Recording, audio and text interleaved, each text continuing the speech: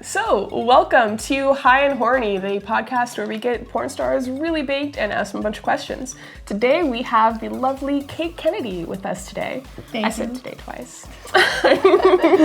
We're not even stoned yet. No, Thank you for having me, though. Thank you for coming. I'm going to get you stoned now. Here is a joint. Yes. I got a bunch of sativa and a bunch of indica, and then he rolled them, so that'll be a surprise. I don't know which one that is.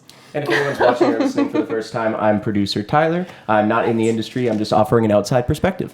I really need to start introducing you first because I always forget. It's okay. And it makes me feel bad. Well, it's been a couple weeks since we did our last one, so yeah, it's fine. been a while. We've both been busy. I had to go to. Actually, no, I'm not going to smoke. Okay. Yeah, I'm just gonna smoke. Okay, cool. So I've been to Florida, Portland, and Vegas a lot this year. Well, and AVN just happened. Oh yeah, and AVN just happened. Were you at that, Kate? Yes, I was. I'm I finally am unpacked. Finally. No, so I didn't really get to see you much during AVN, which I saw as a good sign because it meant you were really busy and you had a lot to do. Yes. Was that was like your second or third AVN, right? It was my second, but it was my first signing as a performer. Because last year I went as I was a production assistant, but I told everybody I was a producer. Because if you go to AVN as a producer, so many hot girls will try to bang you. It's fucking awesome. People are super nice to you, and they let you in everywhere.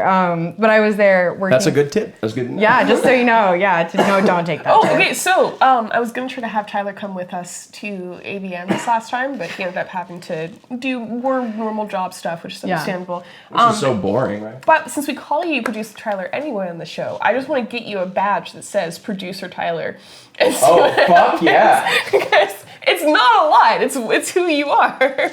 Yeah, I'm a producer in the porn industry who doesn't produce porn. There you go. Yet. No. So, for the people who don't know, can you explain what you mean by how you started as a producer/production assistant and then became a performer? I started in the industry. My first job in the porn industry I started in August of 2017. And I got hired as a production assistant and a marketing and affiliate manager for a porn company up in Portland. I was a year out of college and I didn't know what I wanted to do, and I had a job that I fucking hated.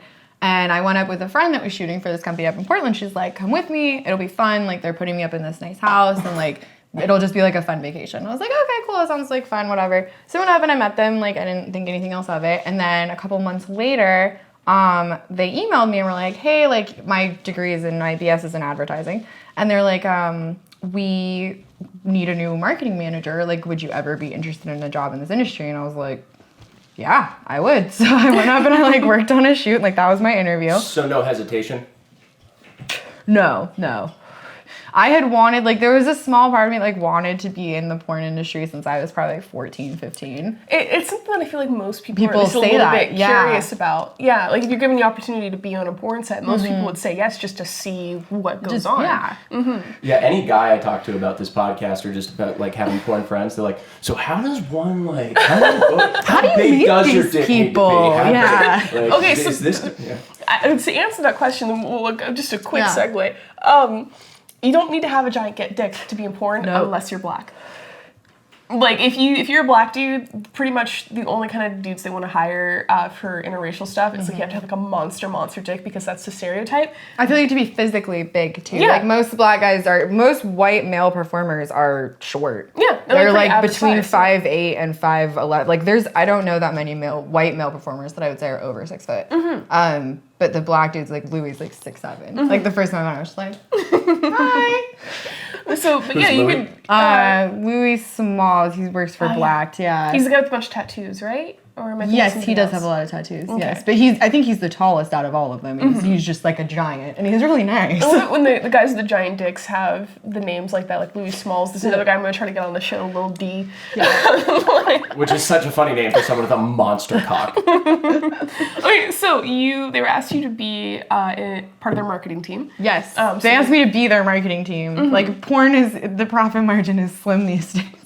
So I was the whole marketing department, which was really fun. But yeah, so I went up and I started I knew my background was in social media. I used to run social media accounts for big mainstream companies as an intern when I was in college, and So that was my background, and that was, I think, part of why they were interested in me, because so much of porn is like sold like via like Twitter and Instagram now. Like that's such a big part of it.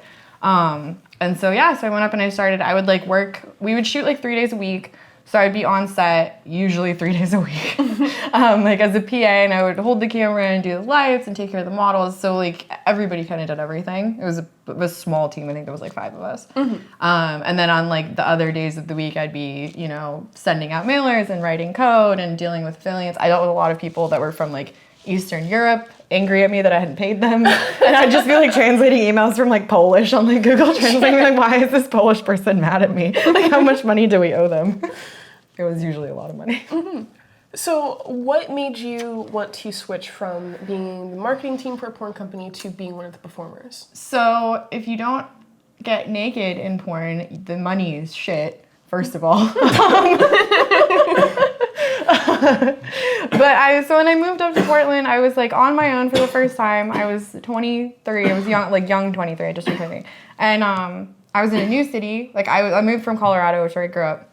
And I'd lived there for like 20 years. So I was in a brand new state, brand new city. I didn't know anybody. So it was really like this whole process of like figuring out who I was going to be and what I wanted to do. And like, it was a cool time in my life because I felt like I was just trying everything. So I started dancing. I became a stripper because Portland is like lousy with strippers. I loved dancing there. So I danced there while I would like PA during the day, and then I would dance at night.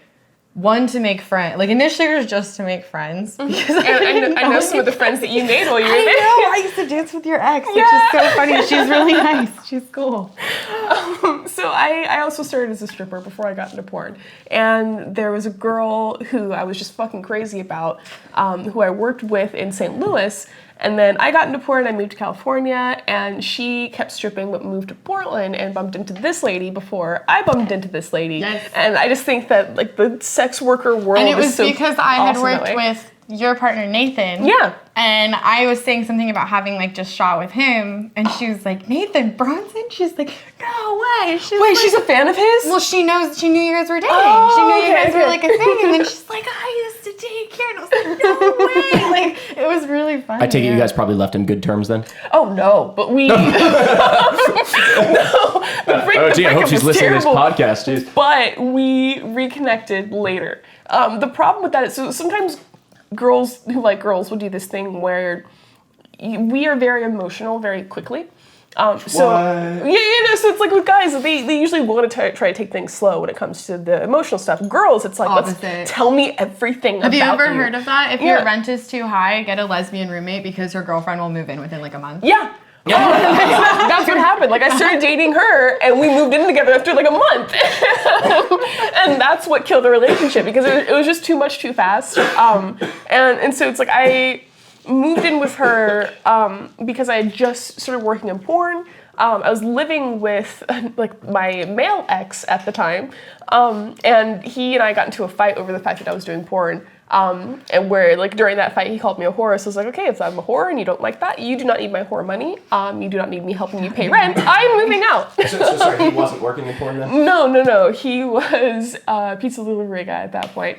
He was a what? Pizza delivery man. Ah. Oh, and he sold weed. So sounds like a winner. As most pizza delivery men. So I was dating her at the time. Like, we were mostly just like kind of fucking. It wasn't very serious yet. So at first I was like, hey, I'm coming back from California. I can't stay at that dude's place anymore because we just had a fight. I just promised I was going to move out. Can I crash with you for a couple of days until I figure out where I'm going to go? She's like, yeah, totally. And then I came back to St. Louis, and it was Valentine's Day, and she had like a bunch of roses for me, and we were just like cuddling and talking about how much we liked each other. And then I just stayed there for a couple of weeks. It's funnier too if you know this person because she's like super punk. Oh, she has like the Joan Jett haircut and like the like ripped leather vest. Like, this is not a person that would like surprise you with flowers. An 80s punk girl in a comic book, and that's what this girl looks like. Yes. It's pretty cool. Yeah, she's really cool. But so like we were just like being all touchy-feely and emotional and I was like having trouble finding a one-bedroom place that I liked, especially because I was also like really not liking St. Louis. It was certainly more to like moving to LA permanently. So she told me, hey, my roommate and I are actually looking for a place. We're having a problem finding 2-bedroom place, but we're seeing a lot of 3 bedrooms that we really like. So if you come move in with us, we'll find somewhere with a short lease, and then whenever you're ready to leave This to is LA. after how long of dating her? Okay, so I had known her for a year, but we had been sexual just for ourselves for about a month. And then like I stayed with her, I think it was like 2 or 3 weeks. And then that's when she was like, hey, if you want to move in with me, that's fine. I was like, fuck yeah, I fucking love you, let's do it. I must be a woman in that sense because I moved in with people pretty quickly too. Yeah. I'm just, it's like I know what I want, damn it. That's exactly it. It's like, that's how you feel. And I feel like girls are a little bit more what's the word I'm looking for? Predisposition to that? Am I saying that right? I think, okay, I was just talking about this on Twitter actually, is that I think the way that we socialize women is that like it's okay to have emotions, right? Like it's okay. So women have this like emotional wokeness just because of the way like the world treats you, whereas with men we say the opposite, like you're a pussy if you cry. Yeah. And so men like have no emotional education, which is like a fucking crime. Like that's terrible. I feel like I had a better emotional education because I grew up with a gay dad. Okay, So yeah. I feel like, you know, he was always like, yeah, it's okay to cry, like, let me hug you, like, let's, you know, yeah. Like, at the end of the day, like, that's what toxic masculinity is. It makes it so that men don't get to experience, like, the full spectrum of, like, human emotion and relationships and, like, intimacy, and that's fucking bullshit. Yeah, and so, like, it can Like, go badly the other way, too, like it yeah. does with, like, lesbian relationships, where you're, Yes. and especially when as a bisexual The downside of this is that you're just like, oh my god, yes, I know exactly what I want, yeah. and you know how to communicate with me, and we're like lesbian couples, like, they turn toxic, but usually I feel like when girls start dating, it's so healthy. They're so, like... It's when it starts that's healthy. It's when it starts, and then it gets codependent really fast. Yeah, and that's what ended up happening. So I just left, like, a dude. So going from, like, a bad dude relationship to, like, this girl that I could tell everything about myself, and we just talked for fucking hours and went down on each other forever. It was fantastic. So I thought, like, okay, yeah, that was bad. This is good. This is what I need right now. This is great. And it was just like, we were in each other's spaces a lot, so then whenever we had our first fight, we were living in the same place. And like we got a 3-bedroom apartment, but it was a pretty small 3-bedroom apartment, so we didn't really have anywhere to go after we were mad at each other. And I'm a homebody, she's very social, she would have like a bunch of her other punk friends over, and they're usually kind of loud late at night, and I'm like, I have to get on a plane to LA tomorrow, can you guys shut the fuck up? And like, you know what's funny? We were talking about like lesbian relationships and how they can be different. I was watching some doctor shows, not Dr. Phil, but one of the other ones, and he was talking, it was a lesbian couple, and they were talking about how they've been together for like 6 months or like 11 months or something like that, and it was super passionate, and now the passion's just all gone. Yeah. And he was like, yeah, let me guess, you've been together for like 6 to 11 months. He said there's a popular thing that happens in lesbian couples. yeah, lesbian bed death. Yeah, I've heard of this. And apparently because once the oxytocin and all the like love drugs sort of wear off, because you know when you're with anyone for the first 6 months, you're going to be really your brain's producing all these chemicals. Yeah. And when that wears off, because it's a female, there's less testosterone in the relationship, and usually testosterone is the drug that helps initiate sex, if I'm understanding the chemistry correctly. Yeah. So I hear that was like the sort of the idea behind lesbian bed death. But so is this a thing? This is like a popular thing, lesbian bed death? Well, yeah, that's what ended up happening to me and this girl. Where Really? whenever we first started fucking, we were doing live sex shows in strip clubs in St. Louis. So it was like really exciting, like all these people around us and they're throwing money at us as we're like fucking each other with strap-ons and shit. So it was very, very exciting. And then they moved to that from, okay, now we're going down on each other in the dressing room. Okay, now we're like living together and we're fucking around. And it was just like, it felt like we did everything there was to do in that first little bit of the relationship. And then we started fighting and ran out of shit to do around the same time. And then we also lived together, so it can be just like, okay, I'm gonna go home for the night, you go do you, and like we'll talk about this in the morning. It's like, okay, well, I'm gonna go to my room that's right next to your room. There's only a glass door separating the two. So Kate, have you been in relationships with women? Yes, I have. Have you experienced this lesbian bed death? I have not been in a relationship with women long enough for that to happen. Okay. Because I don't really date. So What do you mean by that? I just don't, like, even as an adult. Like, I had, like, one, like, fairly serious relationship with a dude, and we were together for, like, 3 years. We broke up, like, we broke up a little over a year ago. And, like, we were homies, we were cool, he's a cool dude, like, we're still on very good terms. It's just, like, we were, sorry. I'm getting baked now. No, I'm like that's thinking the point. about this story. Okay. He was, what were we doing? Oh, we were poly. God. Okay, that was the point of this whole story. We were polyamorous because we were like BDSM and kink educators. So like we used to like travel around the country and like go to like BDSM conventions, and like we would like we'd teach classes and like help organize events. Like we worked at the dungeon. Like that was how I got the job initially in porn, was for a BDSM company. And it was like also because I had that background, because that's like a whole fucking deal. And so I would date other people while we were dating, and that like worked very well for me. And then it just turned out to like, so I would date, like I'd date other girls or other guys, and he would too. And it was super cool. Like there was never, on my part, there was never jealousy in that relationship. Was he in the sex industry too? No, he was not. So at that point, you weren't a performer either. You guys were just like very heavily involved in like the kink community. In the kink community, I started doing like shibari photo shoots. Like I started doing like you know Ashley Lane? No. Okay, she's with Motley. She's super sweet. But her and I know each other from like way back because we used to both be like shibari models. Like so I knew like porn people. Like I was kind of getting into that orbit very slowly, like through the BDSM side of it, I guess. And I started doing like photo shoots. Like I remember the first time I did like a paid photo shoot. I fucking like was walking back because I took the train into the city because I was really poor at that point. Like I was so fucking poor. It was terrible. And like I got like $250. And like I kept like counting, like I kept opening my purse, like looking at it. All of that's mine. All of that's mine. Like I literally took me like I think it took like 2 hours to like I look back and look, that was no money. And I was like so proud of it. Like that was like a big fucking deal for me the first time I like got paid to do something like that. Was cool. I still vividly remember the first time I came home with all of my stripper money. And I just laid it all down on my bed. And I separated everything, all the ones, all the 20s, the hundreds, and I was just staring at it, and I was like, this is the most cash I've ever seen in front of me in my whole life. And I was just like having someone that's like, oh, this is mine, and I made it in a couple of hours, this is amazing. And then I was basked in that glow for a couple of seconds, and then reality came crashing back, and it's like, okay, so this is for rent, this is for this bill, this is for that bill, and I have $50 left. It's like that scene in The Cosby Show. You know what I'm talking about? No. He's explaining to his son money, and it's like, here's where you're going to get a job. I can't do a Cosby impression. No, okay, so you were a shibari model? Yes, and I was what like, does that mean? Shibari is like Japanese like rope bondage. So it's porn, but it's very like artsy. It's like stills.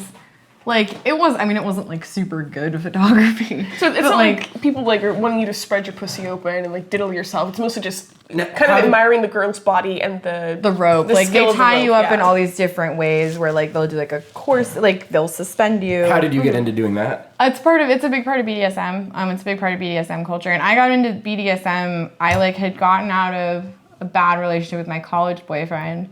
And I'd like always been really interested in it. I was like, I just turned 21 and I was like, okay, like I'm gonna go to this like BDSM dungeon like by myself. And had you ever experimented with it? No, Not at all. I was like, I'm gonna go to like downtown Denver to like a scary warehouse by myself in the winter. And you had never had anything, not even no handcuffs in bed, nothing. No. Wow. Okay, so you just dived in. I just was like, so I'm why gonna did you try. choose that place instead of like a swinger club? Because it was the only one that was there. Like it was, and I wasn't as interested in the sex. I was really interested in BDSM. Okay, like I wanted somebody to like kick my ass. Like that was what I wanted to go do. Were you ever interested in the other side of it, like of doming someone else? Yeah, I'm a switch. So I did both. Because I did it for like 3 years where that was like basically my whole life. Like I would work at the club like 2 or 3 nights a week. I like checked people's IDs. Like it wasn't sexy. Like people always think that's really hot. I'm like, no. Like I made sure it was salsa and I checked people's IDs. Hey, you know what? I sent home some 17-year-olds sometimes. Like that was like I got to be that person. That was cool. But and like we worked there. It was really like a very collaborative kind of club. And so like I redid the bathroom one time. Like we would go fix the furniture. Sexy. Like if anything needed like doing, but it was very much like a community effort. Like BDSM culture, especially lifestyle BDSM culture, has a lot of roots in like. What do you mean by that? Lifestyle BDSM? Like people that live like BDSM relationships. Like they do it all the time. They do it all the time. So there's some people they play sometimes, which means they'll go to the parties or like every now and then they'll spice up their sex life with some handcuffs.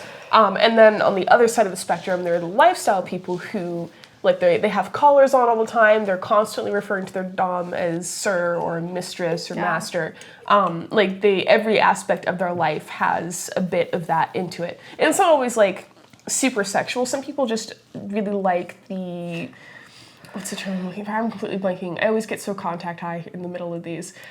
They just like the kink of it? Oh, okay. Right. Yeah, it's like, it's nice to have... I will say, okay, like, sorry, this is like the BDSM nerd in me coming out, because I think That's what it's we're a here little for, different. Like, I spent so much time talking about this, and I never get to talk about it anymore. Go ahead. So you're really excited? Okay, so, like, the BDSM community is, like, open to anybody who is into that in any way. Like, you don't have to, like, do it 24/7. Like, a lot of people don't. Like, I always tell people, like, if you want to, it's basically just a very sex positive community and kink positive community. So it's like, you know, people look out for each other. They give you recommendations. Like, this is a good person to play with. This isn't. Like, people respect each other's relationships. It's very much like a culture where people are going to ask your pronouns. People ask if it's okay to touch you. People ask if it's okay to look at you. Like, so coming from that, like, it's such a cool way of interacting, first of all, because it's not what the real world is like at all. And, like, I got so spoiled because I spent most of my early 20s. I didn't date. I didn't go to bars. I was at BDSM shit all the time. I was with this group of people that were very, like, progressive minded and very consent oriented, and have that be like your introduction to sex as a lifestyle, sex work, sex as a job, like, is so, I think, powerful, because it gives you, you know, that people can be like that, you know, and you, because it makes you value consent a lot more. I think that people should know a little bit more about the communities that end up coming out from stuff like this. Like, part of the reason why I just kept going deeper and deeper into sex work is because first I found a great community of strippers, and then a fantastic community of cam girls, and then a fantastic community of porn girls. So it's just like I kept finding all of these people who were like-minded, who I liked talking to, and who I liked hanging out with, and then they introduced me to other things I could also make money doing. So it just kept snowballing from there. So it's cool that the BDSM community is like that, 'cause I haven't really explored it too much. Yeah. If you want to take me to some places around here, I'd fucking love that. I don't really go anymore, and there's a lot of reasons why. It's hard to be in it as a sex worker. Really? Yeah, so BDSM culture, like, that lifestyle, it actually has, like, deep historical roots in, like, the LGBTQ movement in the US, like, especially going back to, like, the 70s, the 80s, like, Stonewall riots kind of stuff. So, like, a lot of the first people that were into BDSM were gay men. They were gay leathermen, like, fucking... Leather daddies. Yes, like, anything Freddie Mercury ever wore, like, basically. And, like, that culture goes out from, like, gay GIs coming home from World War II, where these were not, like, pansy-ass little, like, gay dudes. These were, like, hardcore fucking, like, macho men that killed Nazis and shit, but they were also gay. And into BDSM. And that was, like, it's a huge, like, minor cultural movement, basically. When we talk about, like, the history, I guess, of, like, sex in America, it's probably where it fit in. Whatever. Well, yeah, that's a lot of where the LGBT community found, that's where they came together. Before they could be out, there'd be these clubs and be like BDSM clubs. It's okay to be gay, it's okay if you like being spanked, it's okay if you like that. And in the 90s, most clubs became much more open to, like, a pansexual kind of understanding of sexuality, because for a long time, women were not allowed in those spaces. Those were, like, safe spaces for gay men. Yeah, and women did not belong there, and straight men did not belong there.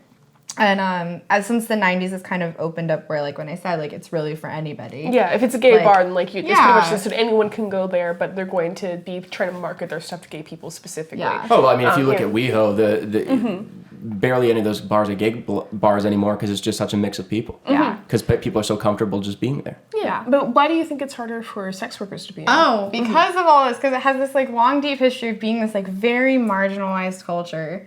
Of, like, it has that volunteer aspect to it. Like, when you're working, a lot of times you're working for free. Like, it doesn't pay well. Like, it's very much, the emphasis is on doing it for the community as a whole. Because we're trying to go in and, like, this is my job and I need you to pay my bills. They're like, with this. gee, wow, this is something that's really sacred to me and very important to me, and you monetized it, and that bothers me. Gotcha. I can understand so there's that. just a vibe. Like, once, even the people that I was really good friends with in that community, when I started doing sex work, not everybody, but a significant number of them, I just felt like a shift in our relationship and the way we interacted. And I understand that. It does change things. It makes it so you're taking something that a lot of people use to maybe center themselves, like, find out more things about themselves. It's like, it's very sacred, like you said to them. And then you're doing it as a performance. Like there is a lot of stuff that I've done in pornos that I don't particularly have like a huge thing for. Like what? Like double anal, for instance.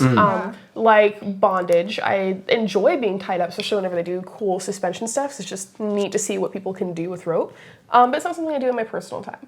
And there are some people, like, that's their therapy. That's what they do to relax themselves and feel good about themselves and connect to their partners. So whenever you're just doing it as a show, and the other thing is in porn, it's like with any sort of movie, entertainment, where they're not showing you the nitty-gritty stuff behind it. Like, they're not showing you aftercare. There's no smell. Like, they're not, there's no smell. Buttholes are always perfectly clean, and there's already lube.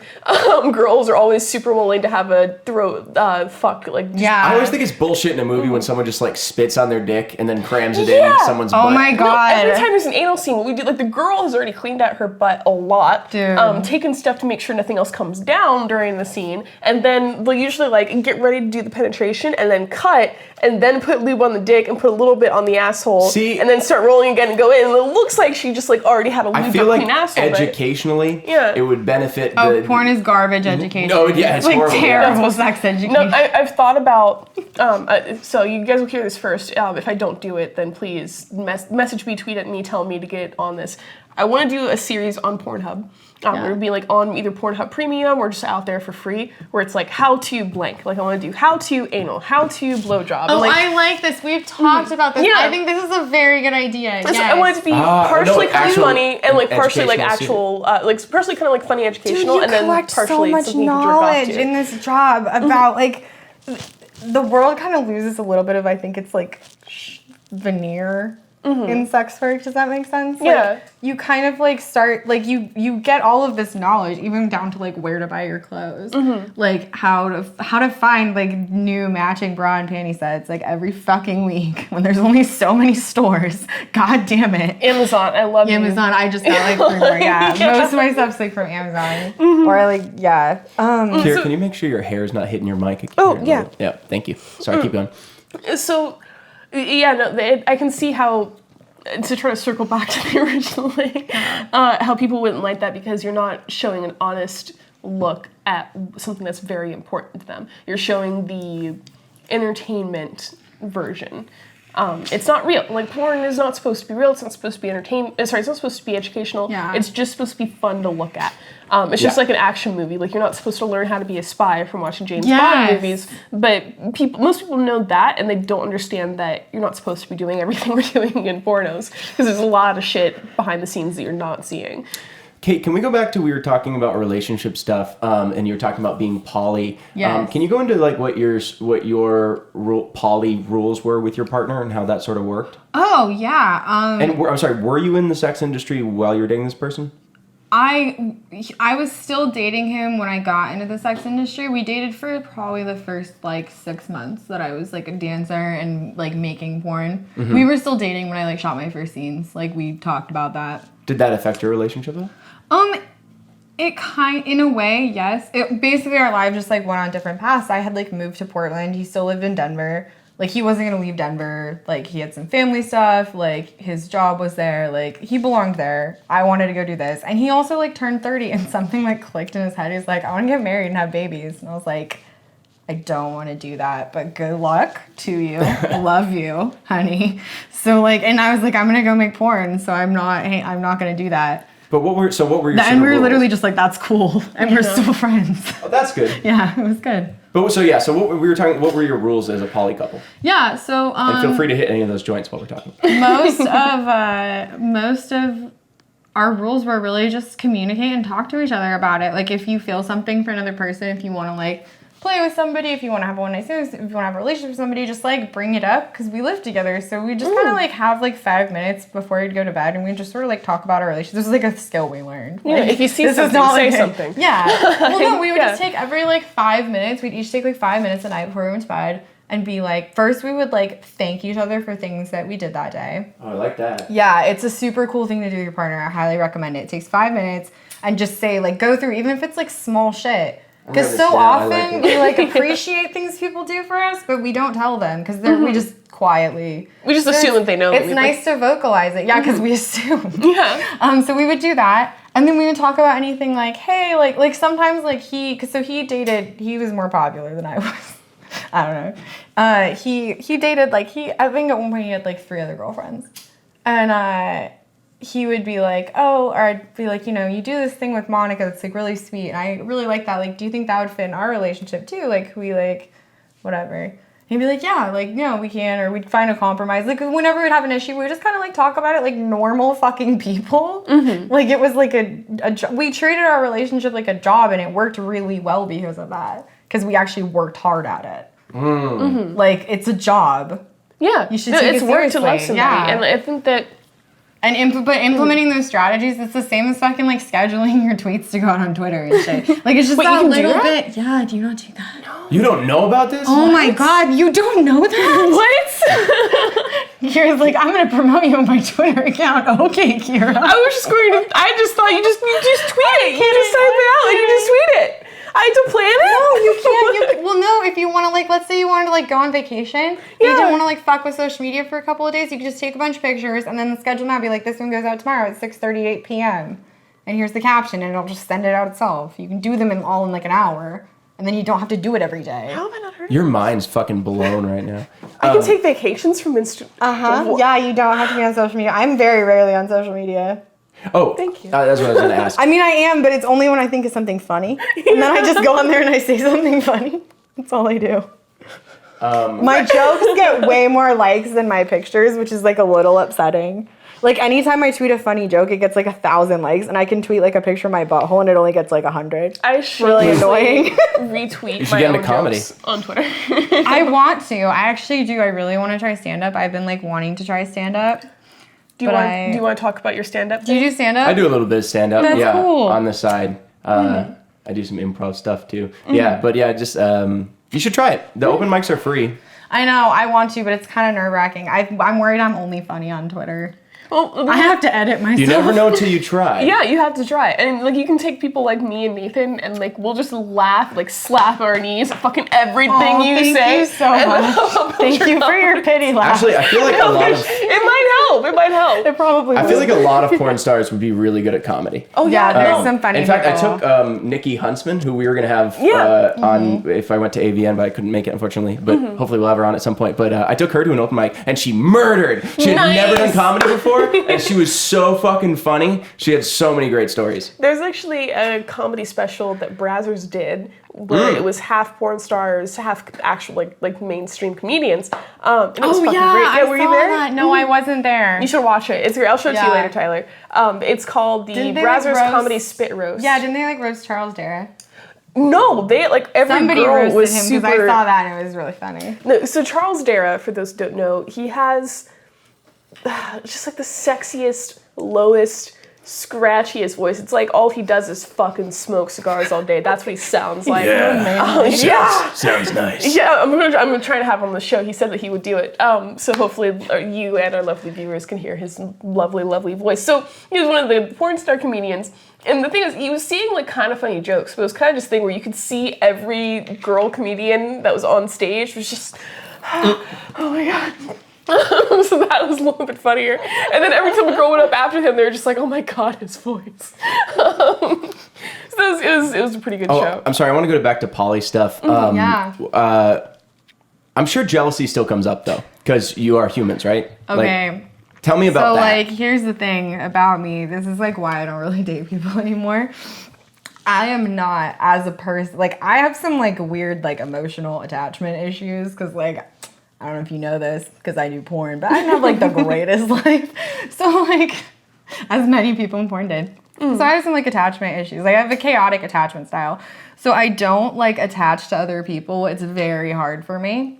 And so there's a lot of like emotions that I don't really feel because I don't let myself get that close to people. So I don't really get jealous. It's not like a good thing. Like I know that like the reason I don't get jealous is like probably caused by some of that, but it's handy in my life. No, like for me personally, I get jealous when it comes to emotional stuff. Yeah. Sex stuff doesn't bother me one bit. I want to hear about it if my partner thinks somebody's hot, if I like watching them fuck somebody, if they have really good chemistry together.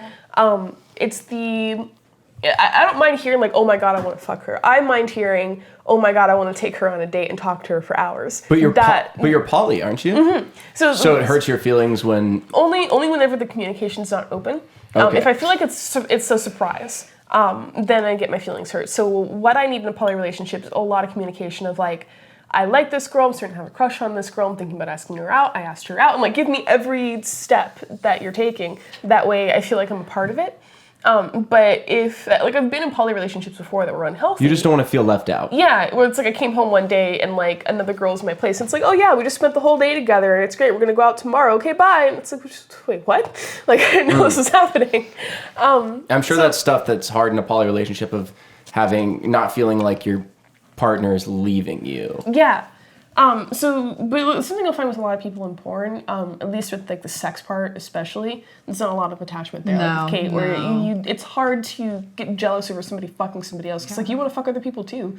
Like you know what it feels like to love someone but also be attracted to other people, and you want to share that. It's really important when we talk about jealousy to distinguish jealousy and envy, because those are two different emotions and they're different. So like envy is not a negative emotion; it can be a constructive emotion. Because envy says like that person has that thing and I want it too. Like you don't want to take it from that person; you just also want that. Oh, you're fucking blowing my mind right now. I know. I love this. Like one of my favorite things to say. Jealousy says like that person has this thing and I want it and I do not want them to have it. Really? So jealousy is negative, but envy can be like your brain's way of telling you, hey, I need to like stand up and vocalize that I have this need. It's showing you that you have a need because it's showing you something you want. So that's jealousy not negative. is always negative. Envy just means you also yeah, want because it. jealousy, you're doing it. It's in some way vindictive. You don't want that person to have it. You want it all for yourself. Like that's negative. Okay. But if you just need something, that's a positive thing because it's just your body telling you what you need. Really, your brain telling you what you need. So right now, you said you don't really date. Do you still have fuck buddies or? Yes, very much so. Yeah, I fuck a lot of people twice. I like will fuck them on set, and then we'll like hook up later, and then we'll hook up like again like next week, and then like I get busy and they get busy, and like that's kind of my thing. But then I'm always fucking tested people. Yeah. Because I like worked with them very recently. Again, for people who don't know, I think I might have mentioned this on other shows, but porn stars get tested every 2 weeks. In order to perform on a porn set, you have to have a full panel STD test that is 14 days recent, at least 14 days recent. Am I saying that right? Yeah. And I don't know if this is too inside baseball, but weren't you also telling me that it's like a digital system, and if somebody pops, it alerts everyone that they've had a connection with? So it's called the pass system.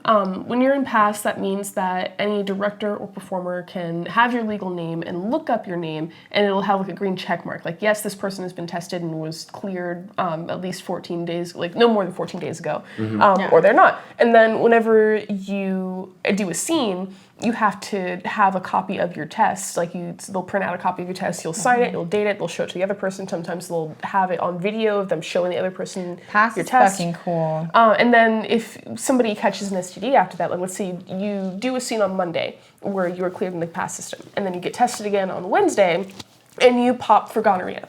Then you can go back and you can say, okay, well, my test is on this set and this paperwork, it's on this set and that paperwork, it's on that set and that paperwork. So if I was exposed to it within these 2 weeks and I worked on these 3 sets, then I can go ahead and alert all those people, and they'll... And you as the performer do that? They'll do it too.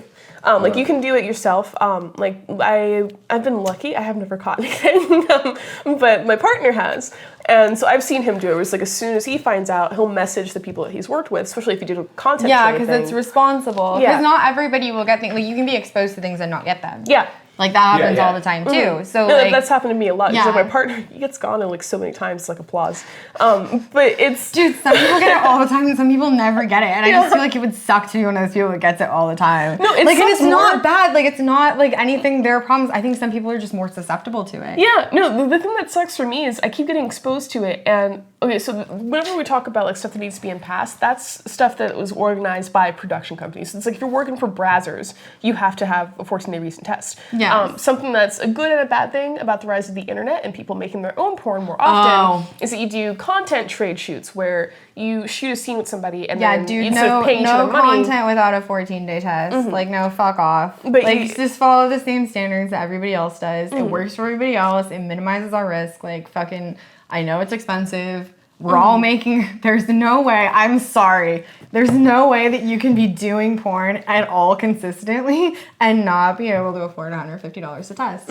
I think systems like this is why, like, all sex work just needs to be legalized. That way it can be regulated like this. Well, here's we the thing. want it decriminalized, not legalized, because it's legalized and the government can like put its own taxes on our bodies and shit. If it's just decriminalized, which is just not a crime to do it, then we can't be charged with anything. But the problem we is, still retain, sex workers will retain more control. The problem with this kind of stuff, though, is when it's a browser set, they have lawyers, they have people, like the government's looking in on, like checking in periodically, like, hey, can we see the paperwork for the last 6 months, make sure that all the people that you've worked for, so like had worked for on your sets were over 18, and like some people saying they were under the influence of drugs or alcohol, all that kind of stuff. When you're doing a content trade, it's just you and your friend. There's no big production company that's making you send a bunch of paperwork.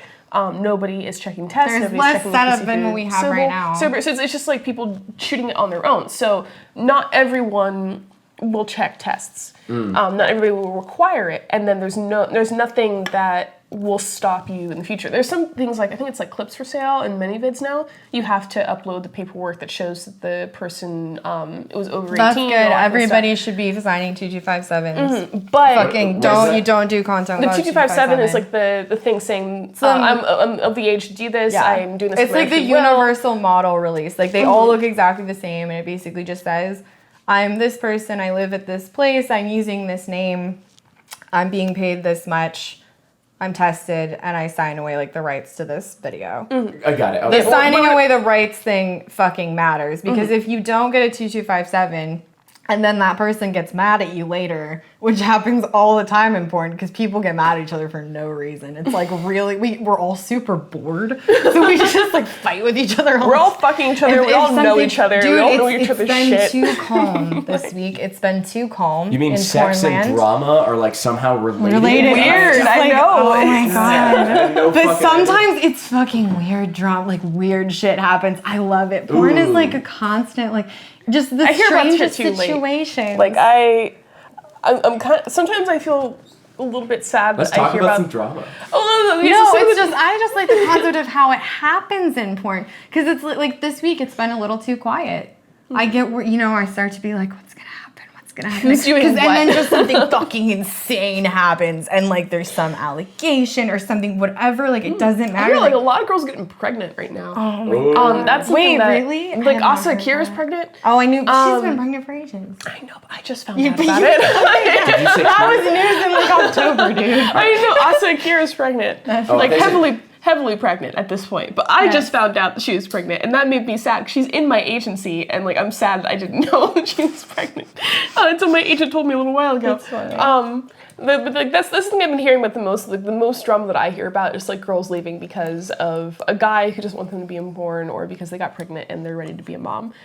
Which I just don't understand. Oh my god, no. I don't. It's not a thing. Like all power to you if you want to be a parent and like live that life. Not saying it's bad for you. I don't know, dude. The planet's got like 40 years left. I don't think it's a super.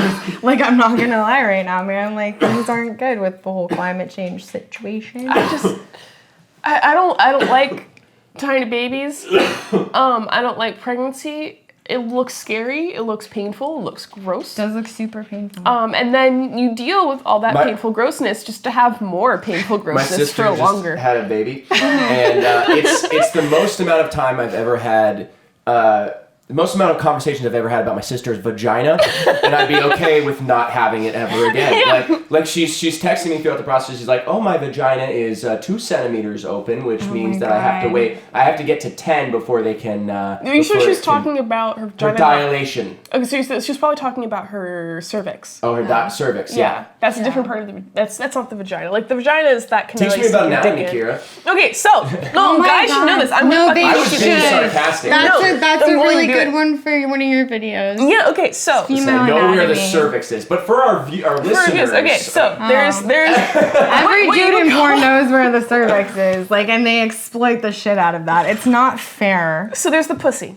Okay, I'm going to talk about everything that I consider the pussy. There's the outer part that you look at. That is actually called the labia. There's the labia minora and labia majora. The labia majora. Okay, so yeah. Isn't it majoris? That's like your fat pussy lips, and then the inner labia is like the soft little ones. Yeah, okay, so like the little lips in the middle is like the menorah. It's fucking cute. It looks like a butterfly. Pussies are beautiful. A menorah is something completely different. Isn't it majora?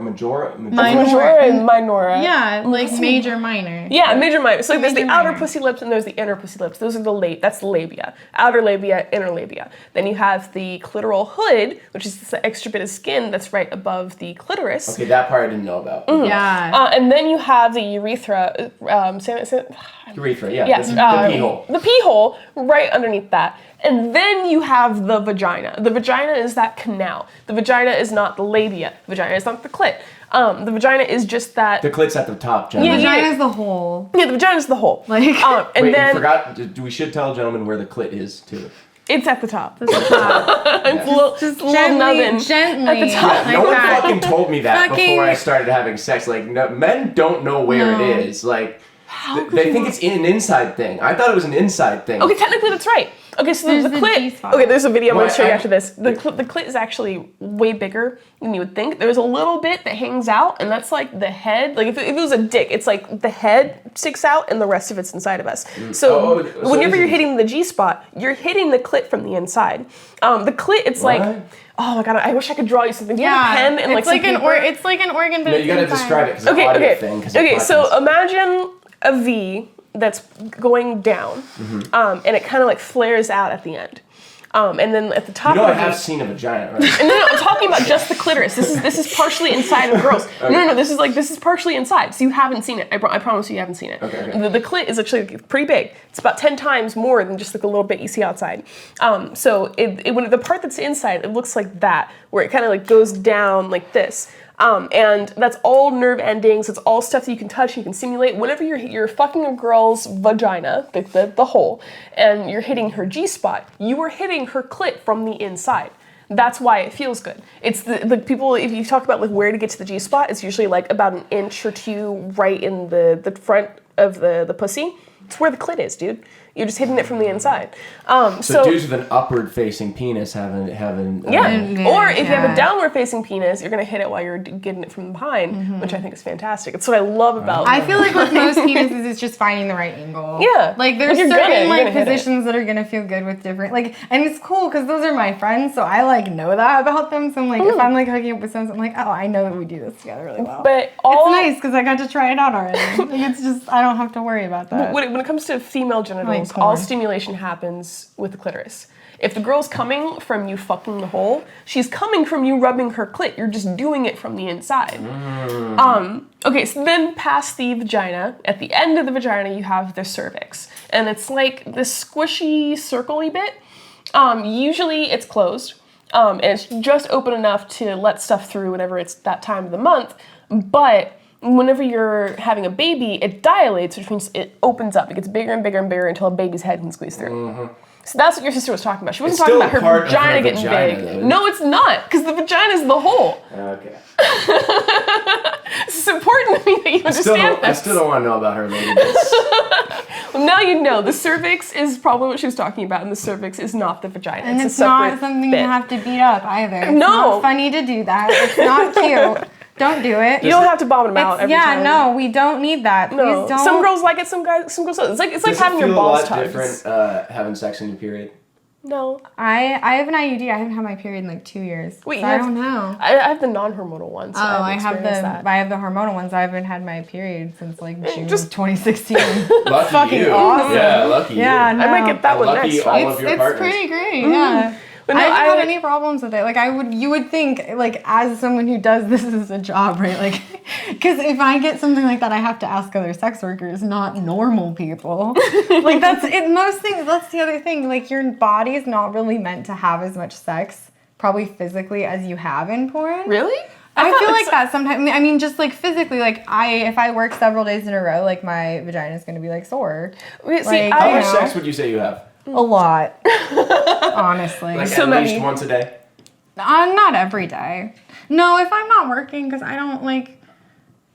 But I feel like I work a lot. I have sex at least like 10 times a week, probably. 10 times a week? Maybe. So sometimes twice a day? Yeah, sometimes like a couple in like one but day? But usually it's like a whole day of that, and then it's, And is it usually with 2 different people in that day? Sometimes. Yeah, it's weird. I don't know, it's just that, but that's part of like your job. Like that's just kind of what you... Kira, how much sex would you say you have?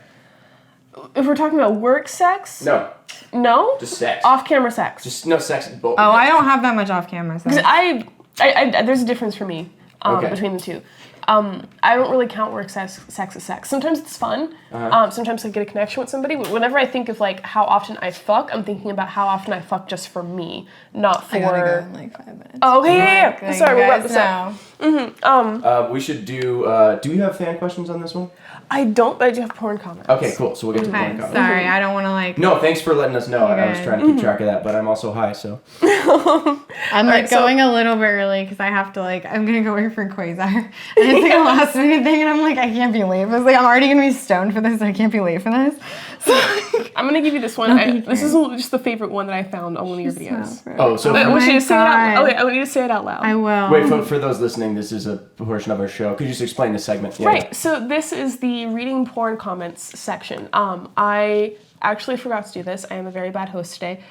So when she got here, it's like, oh, fuck, I forgot to ask her, one, if she's okay with doing that, and 2, look for stuff. So I went on Pornhub, and I put in Kate Kennedy, and I went on the comments, and I tried to find the Dude, cutest... I like never did that. Like I just Googled myself the first time the other day.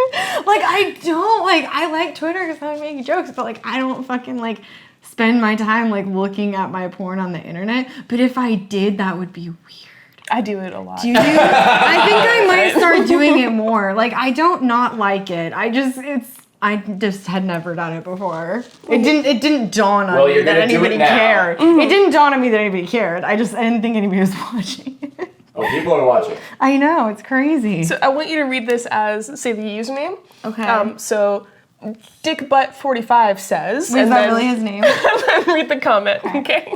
They're not super good. There was poetry once. Unknown says, I want to give her the dick of happiness. She will smile forever. Ha ha. I want your happy dick. That sounds like a Chinese restaurant. Welcome to Happy Dick. Happy dick. Kate is so perfect. Kate is in all capitals. Thank you, B. Spencer 471. That was just 1 week ago. I feel like that was a very strong affirmation that So the reason why I don't have very many comments to show you is most of the comments on your videos are variations of this. Really? Kate is so perfect. Kate is so beautiful. And like That's I didn't so have a lot of nice. variation. Your fans are such nice people. It's like a weird, like they are very nice. Like occasionally, you get 1 or 2 that suck. But like most of my fans are just really nice people and I like them and I appreciate them. Like I genuinely do. I'm not going to talk to them all the time because I'm busy. I have to go make the porn that they like. But I think they understand that. Do most porn people have like a no fucking fans rule? I don't fuck fans. I've fucked fans. I don't think I can. In my fuck a defense, fan. the fan was super hot. And she was a girl. But okay, so please tell all of your lovely fans and all of your lovely listeners where they can find you on the internet. You can find me on the internet on Twitter at Kate Kennedy XXX and on Instagram at Kate X Kennedy X. And Do you sell your own porn? I do. I just signed up for that. Oh yeah, so I have OnlyFans, which is at Kate Kennedy XXX. I've been like getting more into it and like filming a lot of stuff lately, which is cool. So I have a bunch of like new content coming out and I'm like trying to structure stuff for myself where I have like more work days because I've always wanted to do that and I just like Yeah. But then you're at your, paid work and it gets on the back burner and I'm finally like putting it on the front burner, which feels good. Please come fuck on my porn couch. Dude, I would love to. Yeah. That'd be very fun. Yes, I'd love to. I just like got new pillows for my couch and like I just got a new bed frame because I broke mine. Because I was like, I can't shoot content. I broke my bed. Did you break it? Yes, people were like asking me and I was like, know what happened. Like, what the fuck do you think happened? Was it some like crazy BDSM? No, it was just a really shitty. Fucking... It was a shitty bed frame. Shitty bed, good sex. Really shitty bed. Shitty bed is some hard. Like decent sex. It was decent sex. That's a point of pride.